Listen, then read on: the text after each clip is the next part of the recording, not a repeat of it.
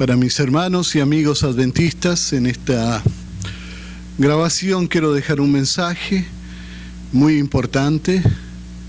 Se hace con amor, sin embargo, la verdad tiene que ser presentada.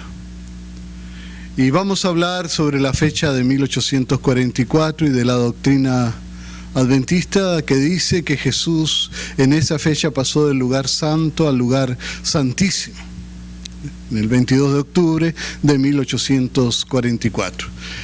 Sabemos que esta fecha se origina en lo que el adventismo llama el Gran Chasco. Un grupo de personas, seguidores de Guillermo Miller, llamados los Milleristas, ¿verdad?, estuvieron esperando el regreso de Jesús en esa fecha y Jesús no regresó el 22 de octubre de 1844 y es por eso que se produjo un chasco y ese chasco se le llama el Gran Chasco. Realmente no debiera llamarse solamente el Gran Chasco porque Guillermo Miller y sus seguidores tuvieron 3 chascos.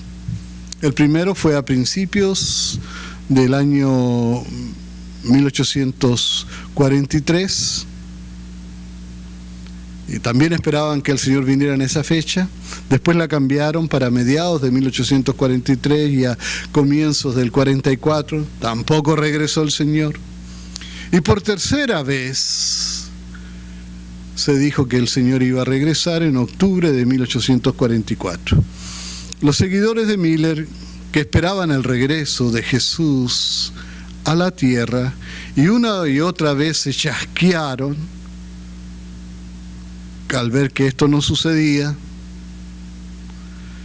se agruparon y formaron lo que después llegó a ser la Iglesia Adventista del Séptimo Día. Y como comentamos en mi anterior video llamado Elena de White, una profetisa, es una pregunta. La señora White estuvo ligada en este movimiento y defendió los métodos y las conclusiones de Miller, aún después de 1844, tiempo en que ella, según los adventistas dicen, ya estaría escribiendo bajo inspiración profética. Por lógica, concluimos que si la señora White defendió este método de interpretación y este método estaba equivocado, entonces ella no es una profeta del Señor, no es una profeta verdadera. La señora White estuvo de acuerdo antes de 1844 y después con esa fecha. Ahora vamos a ver por qué. El primero que dijo que Jesús regresaría el día 22 de octubre de este año no fue Guillermo Miller, no fue la señora White tampoco, sino que fue un seguidor de Guillermo Miller, un hombre llamado Samuel Snow. El señor Snow fue quien dijo que había sabido que algunos judíos habían dicho que en ese año de 1844, en el día 22 de octubre, se celebraba el día de la expiación de los judíos. Y es por eso que, basándose en lo que él dijo, se tomó como fecha de regreso del Señor en el año 1844, el 22 de octubre. Cabe destacar que el señor Samuel Snow se autoproclamó después el segundo Elías, dijo ser el primer ministro del reino celestial, el reino que venía, y exigió pleitesía de los gobiernos de este mundo. Snow fue expulsado de la organización adventista por ser considerado un loco extremista, y precisamente este extremista es el originador de la fecha del 22 de octubre. Como dijimos, la razón que él da es que escuchó o supo de algunos judíos que decían que en esa fecha los judíos celebraban en todo el mundo o celebrarían en todo el mundo el día de la expiación. El problema es que Los adventistas no pueden presentar ni una sola prueba de que en ese año el día de la expiación judía hubiese ocurrido el 22 de octubre. Pero sí, existen abundantes pruebas de que en ese año todos los judíos, tanto los llamados rabínicos, que usaban el calendario lunar, como también los caraítas, que usan el calendario, los rabínicos usan el solar, calendario solar, y los rabínicos que usan el calendario lunar. Todos estuvieron de acuerdo. Muchas veces ellos celebran las diferentes fiestas en diferentes fechas, pero esta vez estuvieron de acuerdo y los dos grupos lo celebraron el 23 de septiembre.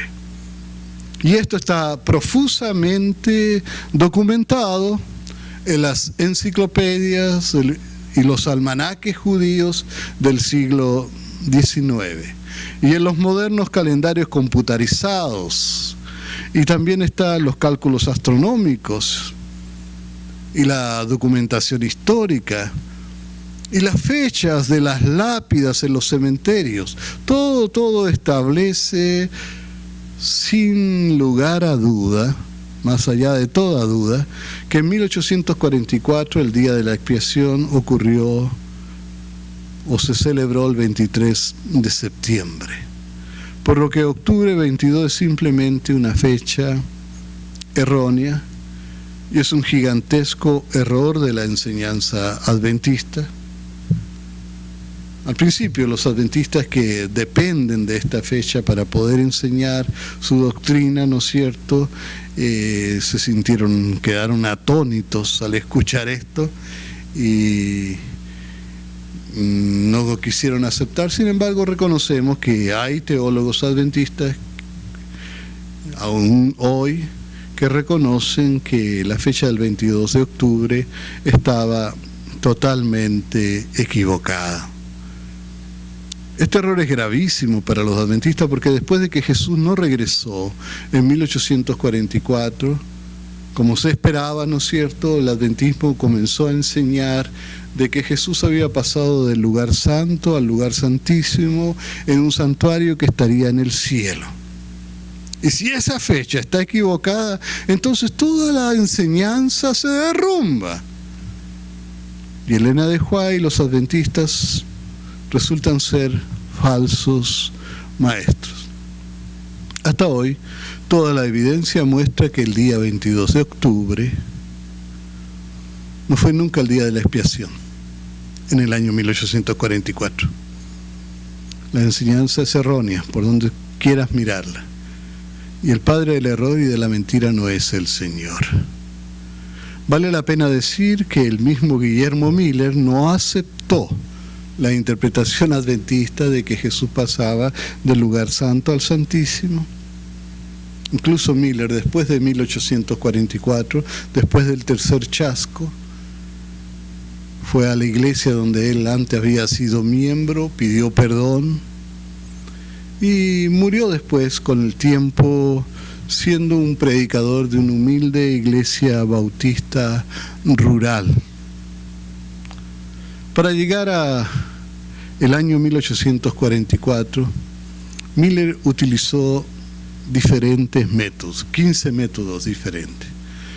De estos métodos, el adventismo rechazó 14. Solamente acepta uno. Los otros 14 realmente resultan no válidos para ningún estudioso de las Escrituras. Hay posiciones medias hasta ridículas a veces, donde se suma el 666 con otros números de la Biblia y que realmente no van a llegar, o llegan al año 1844, pero en una forma bien forzada, y que realmente no tienen sentido. Ahora, el método que los adventistas aceptan, el que enseña la iglesia adventista, está basado en dos textos de Daniel, uno en Daniel 8:14 y otro Daniel 9:25. Y vamos a analizar este sistema. Vamos a leer primero Daniel 8:14, donde dice: y él dijo, hasta 2300 tardes y mañana, y luego el santuario será purificado. Bueno, los adventistas leen esto, o más bien Miller leyó esto y razonó que cada tarde y mañana era un día profético. Y luego él razonó que un día profético equivale a un año. Y por eso él y los adventistas concluyen que esta profecía habla de 2300 años. Luego dicen que el capítulo 8 de Daniel nos da una fecha de inicio a la profecía, y por lo mismo la buscan un poquito más adelante en el capítulo 9 de Daniel. Cabe recalcar también que hay un lapso bastante grande entre Daniel 8 y Daniel 9. De hecho, Daniel 9 fue escrito 11 años después. Y ellos van allí para encontrar el comienzo de estos 2300 días, que según ellos son 2300 años. Y como no encuentran allí nada relativo a los 2300 tardes y mañanas, toman Daniel 9, 24 al 26 como el comienzo de este periodo. Allí dice: 70 semanas están determinadas sobre tu pueblo y sobre tu santa ciudad, para terminar la prevaricación y poner fin al pecado y expiar la iniquidad, para traer la justicia perdurable y sellar la visión y la profecía y ungir al santo de los santos. Sabe pues y entiende que desde la salida de la orden para restaurar y edificar a Jerusalén hasta el Mesías príncipe habrá 7 semanas y 62 semanas. Se volverá a edificar la plaza y el muro en tiempos angustiosos. Y después de las 62 semanas se quitará la vida al Mesías, mas no por sí. Y el pueblo de un príncipe que ha de venir destruirá la ciudad y el santuario, y su fin será con inundación. Y hasta el fin de la guerra durarán las devastaciones. Aunque estos versos no dicen nada de las 2300 tardes y mañanas, Miller planteó, y los adventistas siguen enseñando, que tanto las 70 semanas como las 2300 tardes y mañanas comienzan juntas. Y entonces, debido a que este periodo debe comenzar con una orden para reedificar a Jerusalén, ellos toman el año 457 a.C., en el que, según Miller, Artajerjes, rey del Imperio Medio Persia, habría dictado una orden para reedificar Jerusalén. Recordemos que la Escritura decía que desde la salida de la orden, ¿verdad? Entonces, de la salida de la orden para restaurar y edificar a Jerusalén. Entonces ellos dicen, Artajerjes dio esa orden, ¿no es cierto? Y esa orden fue en el 457, le sumamos 2300 años, llegamos al año 1843. Después aducen que no hubo año cero, ajustan la cuenta y la hacen llegar hasta el año 1844. Y entonces, como vimos antes, que se dice que la fecha concluye el 22 de octubre por las razones que ya analizamos. Desgraciadamente para el adventismo estos cálculos cuentan con muchos problemas y mencionaremos algunos. El primero, que salta a la vista, que ya lo hemos dicho, es que el 22 de octubre no fue el día de la expiación, sino que fue el 23 de septiembre. Y esto echa por tierra la idea de que Jesús pasó al lugar santísimo en el día de la expiación. Otro problema grave es que cuando hablamos de la orden para reedificar a Jerusalén, esta orden fue dada, como dice allí, vamos a leerlo de nuevo. Dice, desde la salida de la orden para restaurar y edificar a Jerusalén. La salida de la orden no fue realmente por Artajerjes, sino que el problema fue de que el primero que dio la orden fue Ciro. Y esto ocurrió en el año 537, o sea, 80 años antes del 457, y no hay duda que debiéramos empezar a contar las 2300 tardes y mañana desde la orden de Ciro y no de la orden de Artajerjes. Y digo esto porque en Isaías 44 y verso 28 nos dice que dice de Ciro: es mi pastor y cumplirá todo lo que quiero, al decir a Jerusalén, serás edificada, y al templo serás fundado.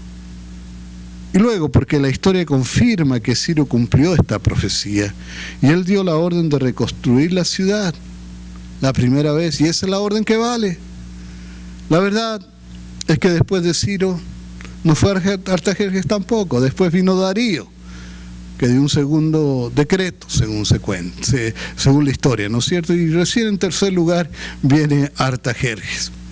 Y esto presenta un problema muy difícil de arreglar para la interpretación adventista, y es que la Biblia deja claro que Jesús no entró al lugar santísimo en 1844. ¿No es cierto? Es más, la Biblia dice que Él no entró en 1840, así con las mismas palabras. Si nosotros vamos a Hebreos capítulo 9 y 12, vamos a encontrar otro problema para el adventismo y para su interpretación profética. Allí dice, Hebreos 9:12 dice: y no por sangre de machos cabríos ni de becerros, sino por su propia sangre entró una vez para siempre en el lugar santísimo, habiendo obtenido eterna redención.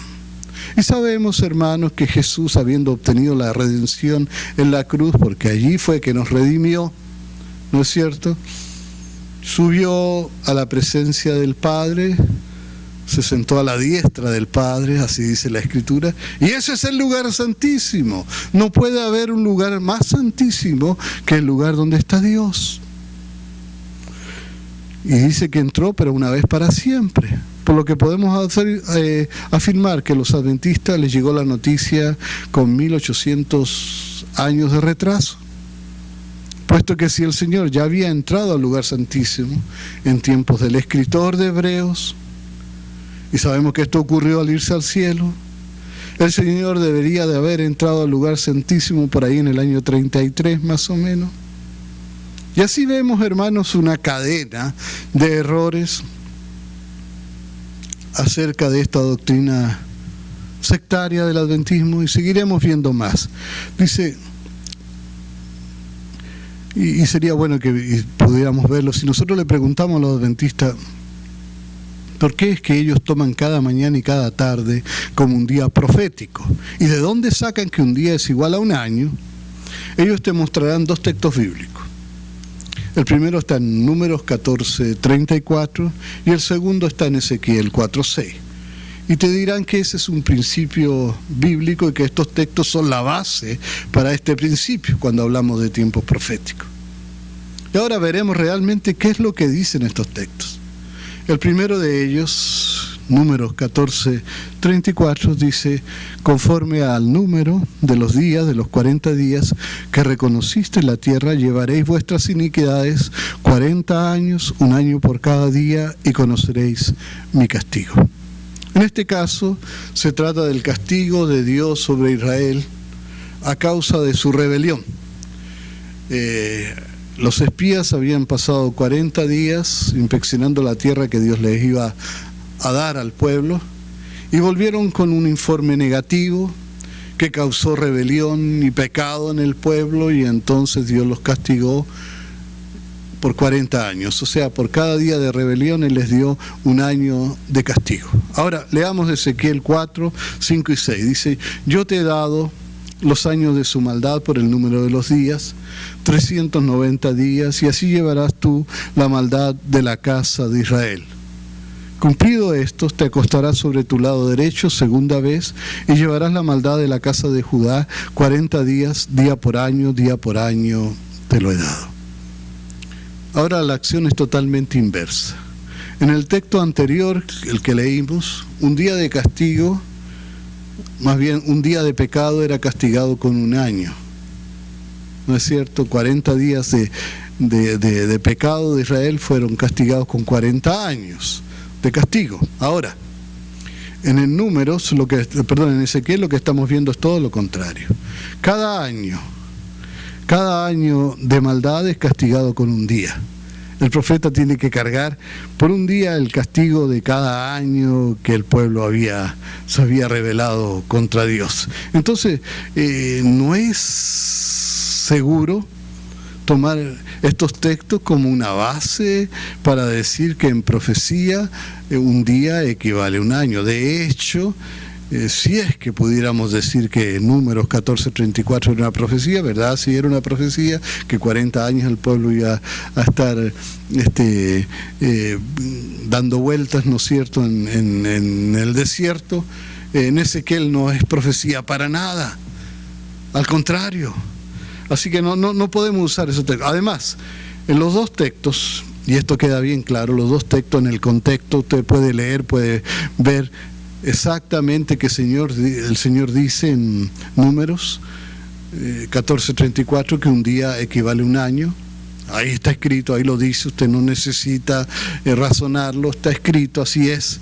Y en Ezequiel 4, 5 y 6 dice que un año equivale a un día, ¿no es cierto? Y bueno, está claro, ahí está escrito, no hay que darle vuelta. Y esperaríamos entonces que si estos textos fueran el ejemplo a tomar para después usarlos allí en Daniel fuera lo mismo, ¿no es cierto? Que allí en Daniel dijera entonces que un día equivale a un año, pero eso no está en Daniel, en ninguna parte.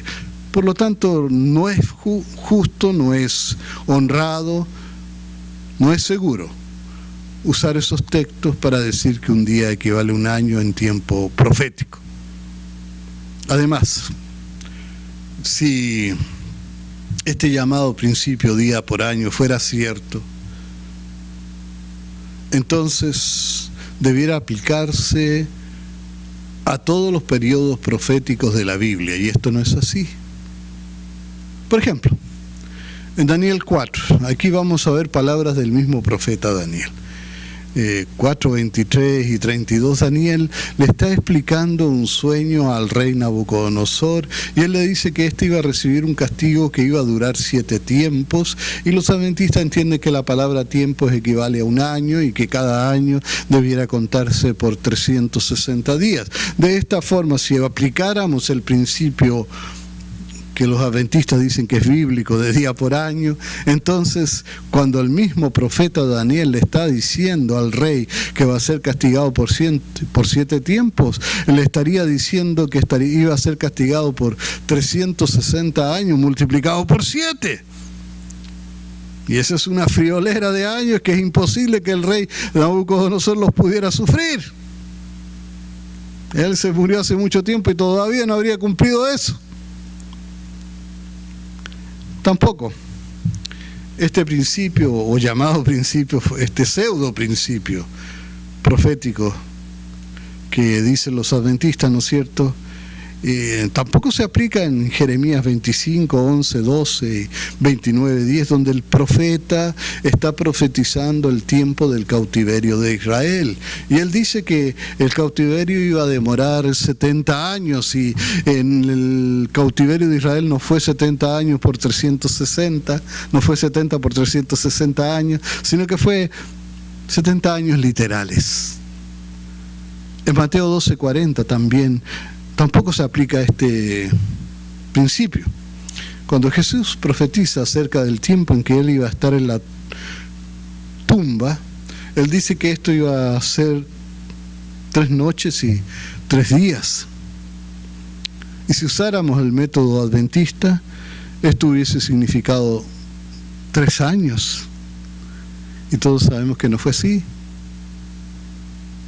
El último ejemplo que yo quisiera compartir ahora acerca de por qué no es justo aplicar este pseudo principio a Daniel 8 y Daniel 9, es que, por ejemplo, la Biblia habla de un milenio, de 1000 años. Los adventistas enseñan mucho acerca de eso, pero nunca he leído un libro adventista que diga que 1000 años equivale a 1000 años por 360, o sea, 360.000 años, que debiera ser lo lógico si aplicáramos la lógica que ellos usan en Daniel 8:14 y Daniel 9:25.